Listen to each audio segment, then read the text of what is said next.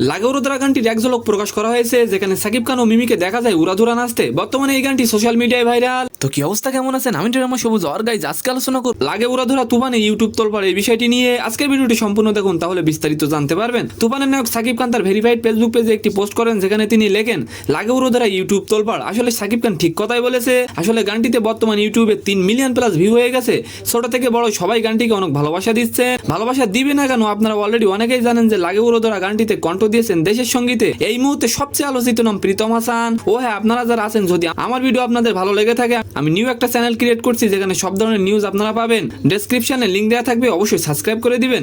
সাকিব খানের জন্য এই প্রথম গান করলেন প্রীতম হাসান। লাগে উড়োধরা গানটি এত ভালোবাসা পাওয়ার কারণ হিসেবে আমার মনে হয় গানটির লিরিক্সের জন্য গানটি অত পপুলার হয়েছে। মূলত সহজ ভাষায় ইউনিক লিরিক্সের জন্যই গানটি এখন এত পপুলার। গানটিতে দেখা যায় আলো ঝলমলে সেটে নায়িকা মিমির সাথে উড়াধুরা নাচছেন সাকিব। তবে চমক হিসেবে টিজারের একটি মুহূর্তে দেখা গেছে প্রীতম হাসানকে, যেটি লাগে উড়োধরা গানটিকে অন্য লেভেলে নিয়ে গেছে। তো সম্মানিত দর্শক, আজকের ভিডিওটি কেমন লাগলো অবশ্যই কমেন্ট বক্সে জানাবেন। আর ভিডিওটি যদি ভালো লাগে অবশ্যই একটি লাইক দিয়ে আমাদের চ্যানেলটিকে সাবস্ক্রাইব করে দিবেন। ধন্যবাদ।